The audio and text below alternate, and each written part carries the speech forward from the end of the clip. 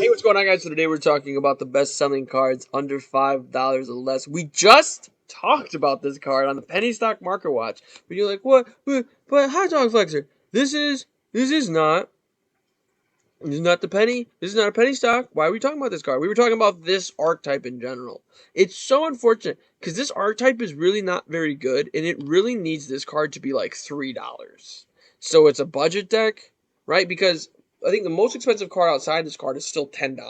Now, if a $10 card is the most expensive card in a budget archetype, that's fine. But if the most expensive card's a $30 card in a budget archetype that you definitely need 3 of, because this is without a doubt the best card in the deck, it's unfortunate. There really aren't a lot of great targets. Make sure you guys subscribe so you guys can be in the loop of all of the different market watches that I do.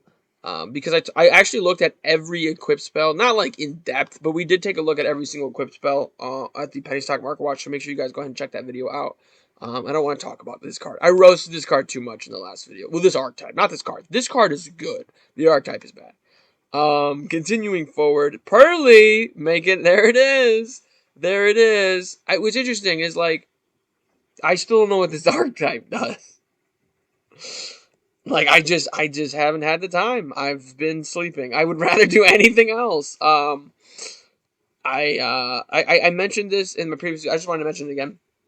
I feel like I know a lot of archetypes, but I don't know all of them. If anybody tells you they know all of them, they're lying to your face. There it is again. All right. You got me. I'm intrigued. Now I'm intrigued because that's okay. There are 3, 6, 9, 12, 15, 18 cards. 21 of the best-selling cards here. 3 of them are Pearly cards. Only 2 of them are Minkanko, right? I mean, I think how many Bystials are here? 1, 2, 3 Bystials. 3 Pearly cards. 2 Kashtiras. 3 Pearly cards. In the top 21. Honey, we made it. Okay. Here we go. The deep dive into the Pearly archetype. We're going to do this as fast as humanly possible. Okay. So, first off, do they have any collector's rares? They do. Well, color me intrigued. Okay, we'll just open these collector's rares and then we'll take a look. I think I read the monster. Let's take a look at the cheapest card. Choose one card in the field until the next turn. The first time it would be destroyed, it is not destroyed by a card effect. After choosing a card, discard a card, special summon a level 1 purely monster from your deck. A purely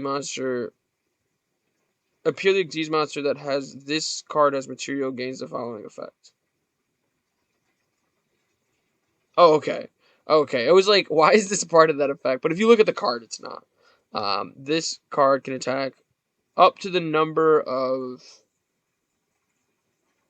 this card's, right? Is this the only card that's like, that says this? Or are there other purely happy memories? Nope. There's a delicious memory. But nope, there's just the purely happy memories. This doesn't look very good. It does summon. I don't hate that. I don't hate that it summons. That's pretty cool. For a 15-cent card. I'm trying to see if this is a good budget archetype. This does the same thing. It can't be, but this one says it can't be destroyed by battle, and it's a quick play. Was the last one a quick play? I don't think the last one was a quick play, right? It was a quick play. Ooh, okay. And then it can also attach itself to gain 300. That's not very good. Because it summons, can't be destroyed by battle. And then it gains 300. Cool. Well, not cool, but it's cool that I'm learning what this does. Is this a field spell? It looks like a field spell. Your opponent cannot target purely monsters you control with card effects, and the turn they are special summoned. It was so close! It was so close! To be just this crazy non-targeting floodgate. Excuse me. Once per turn.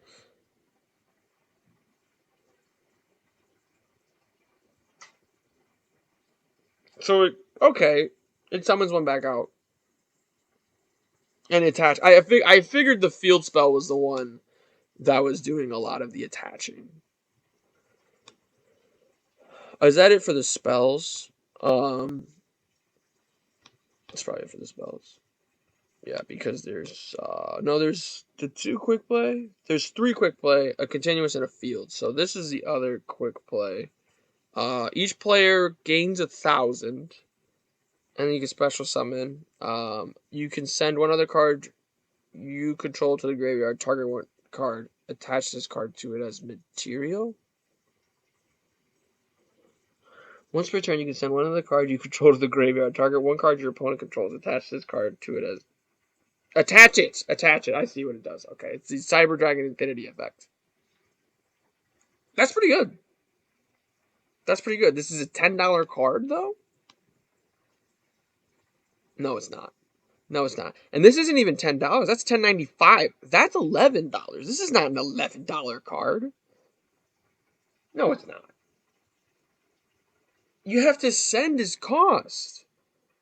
You have to send another card you control. It's not even it's not even a neg for your opponent. It's an even.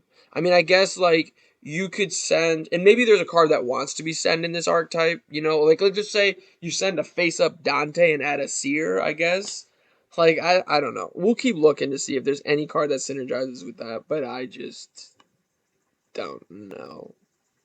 I got to see what the fuss is about though, because like I said when we were here, three of the best selling cards in the entire. There are 33,000 results in Yu-Gi-Oh! These are the best selling cards. You have Fenrir, great going second card. Archetype spots get a huge amount of support.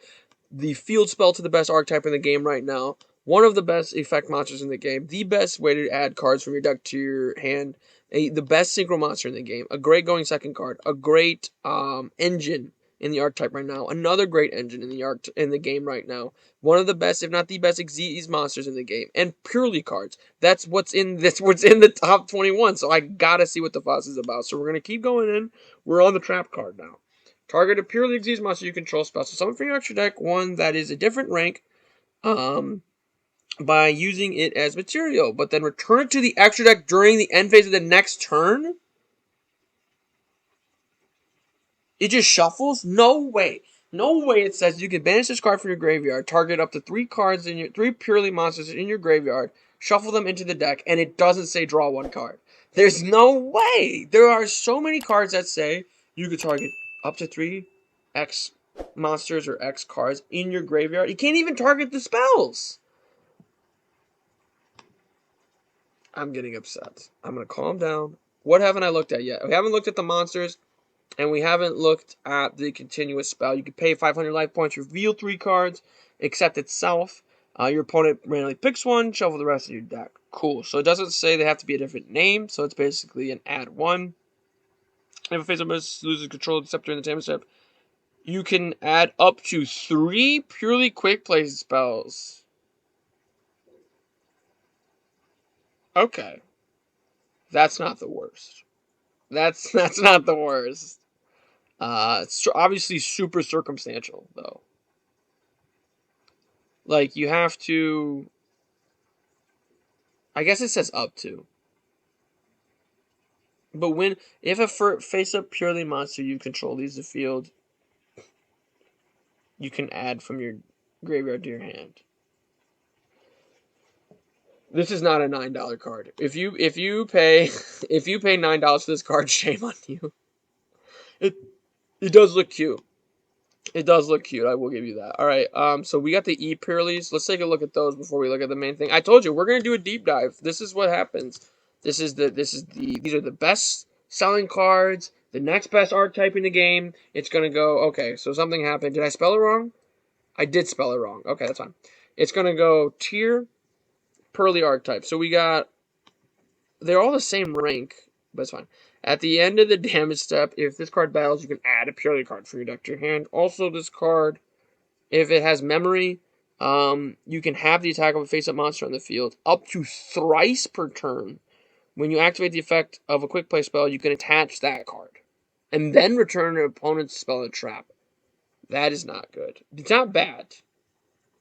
which is also not good. I like that it searches. I don't like how it searches. Like, it has to attack. It's a 2000 attack. It is a generic level 2 rank 2 monster with 2000 attack. That's a choice.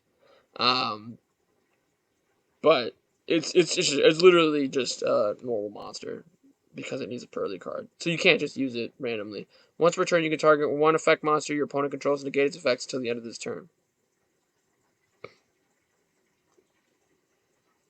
This is a good buy. This is a good buy. I just be on the lookout for this card. You don't have to buy 1,000 of them. I know it's a penny stock and it's not. It's a regular marker watch.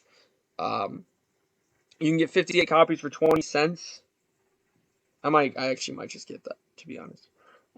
There's probably a lot of these though. There are probably a lot of these wandering around. Is it a common or at least it's a super rare that says it's a generic rank 2 monster that says you can target an effect monster your opponent controls and negate its effects. I'm just saying. Up to thrice per turn, and obviously it's a quick effect if it's got memory attached. But you can activate a purely spell or card. When you activate, you can attach it. Okay, so that's kind of what the archetype's trying to do. This changes a battle position. Why is that even? Why are they still putting that on cards? Nobody cares about the battle position. Like, nobody cares. Once per turn, you can target up to 2 spell and traps, attach it. This is a quick effect. It has memory. Up to thrice, you can add, and then it banishes a monster until the end phase.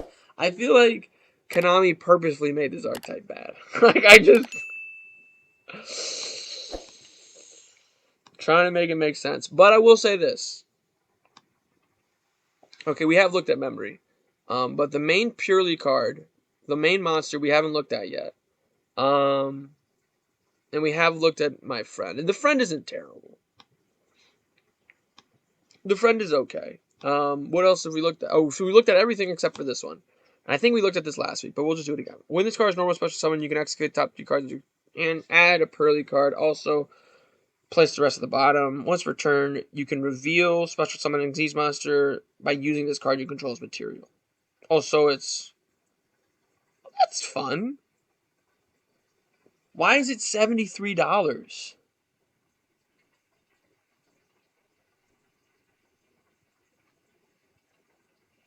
Maybe there's a combo.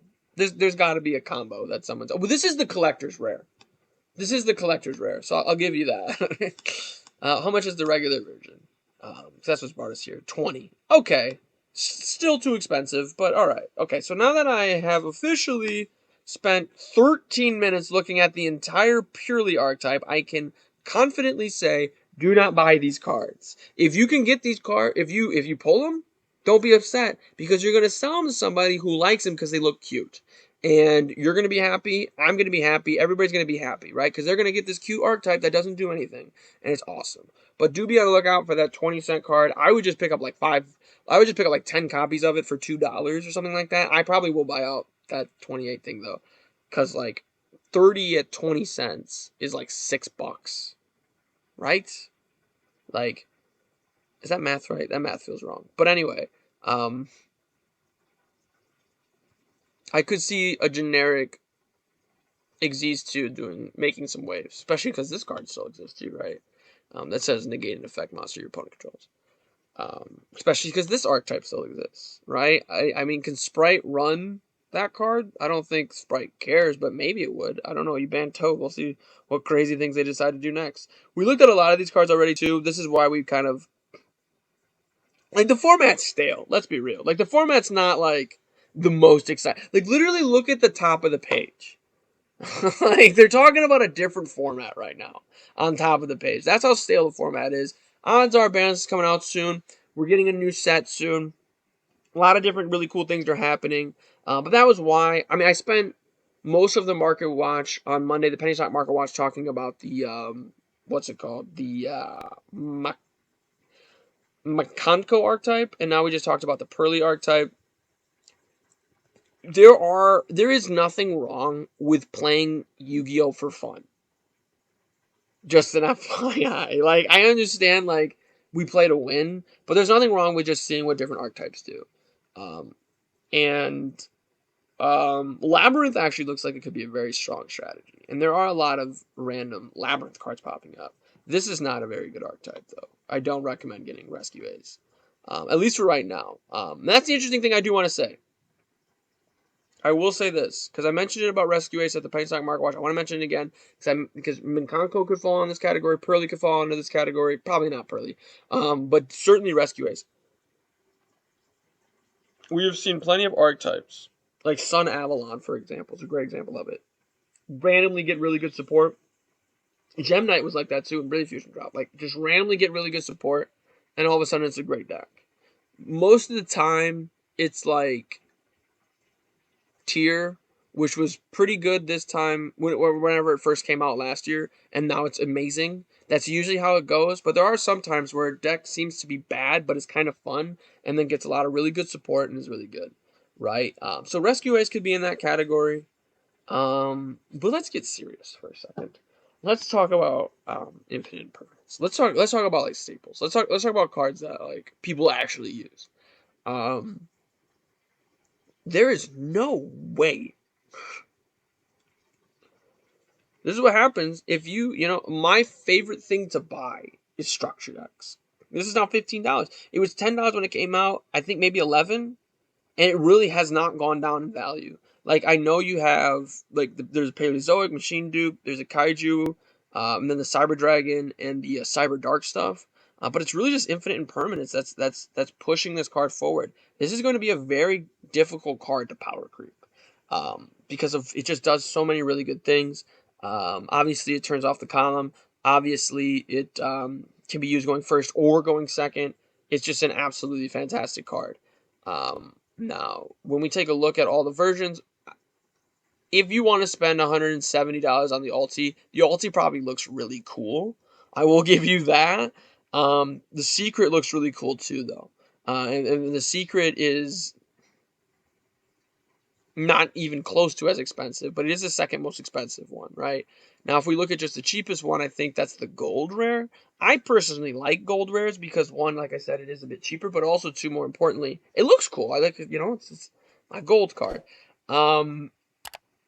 When we look at which one has the least amount of listings, right, that could kind of usually tend to, lead us to believe that that is the best one to buy. It is this dual overload version of the card. And you always want to double check, because sometimes when it says 44 listings, the listings will have like 150 or something like that. But I don't see a single listing. This one's got 37, but that's at $17.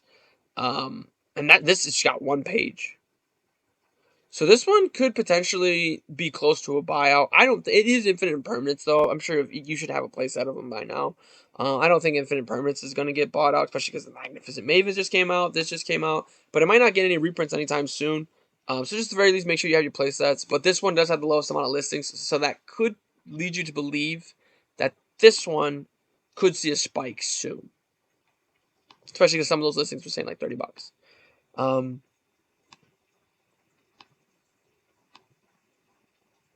The only thing about this card's a lot worse without Verity Anaconda. Like, the thing is with DPE is Fusion Destiny doesn't super restrict you. Like, it does restrict you, but it doesn't super restrict. This super restricts you. Like, you can't normal summon when you play, not this card, but when you play Red Eyes Fusion. This card. Right? So, Dragoon's really good as a card, but, like, I don't know. I saw like a year ago, Team Sam topped his locals with a Dark Magician deck that was just Dragoon Turbo. That is actually probably the best way to use Dragoon right now, because Dark Magician doesn't really summon too many monsters during their turn. So you just drop the Red Eyes Fusion, activate Dark Magical Circle, set the navigation, and pass, and just do those type of things there. Ultimate Rays. What is this? Damaged. Why? Okay. So it's like a $40 card. Might not be a terrible buy if you're able to get it at 40. Honestly. I don't think this is the highest rarity though, right? Which is crazy that the OTS tournament ultimate rare is the... No, it is. Okay. I thought I had a collector's rare for some reason. I think I'm getting it confused with a different Sky Striker monster. You can take the risk if you want to. Let me know how this goes. You want to buy the damaged version, what that could possibly look like. But overall, this card has. I mean, over the last month, it's been fine. But overall, this card has sunk in price as the deck has sunk with it. But it's a turn. I mean, like, this is a tournament pack, and I think one of the best cards from this deck, or at least the highest. Yeah, it's probably it's the most expensive card from the tournament pack. So it's a definite possibility as we get further and further away from OTS 20 that this card and even Aliber, while we're at it, could be a really good buy. But definitely Sky Striker, and the reason I say that is because it just always finds its way. Like I guarantee you, maybe not guarantee, but I'm pretty confident at some point this year, Sky Striker will top an event, and this card's gonna go to the moon again, right? So just be on the lookout for that. But let me know what you guys think. What are some cards that you are looking for and interested in? Let me know in those comments down below. If you guys like this style of Market Watch where I really just dive deep into whether or not an entire archetype is a good value, let me know in those comments down below. Let me know what archetype I should be looking at next. If you guys don't, make sure you guys let me know about that as well. But make sure you guys click that like button, show your support for the channel, subscribe for even more content, but most importantly of all, have a good day.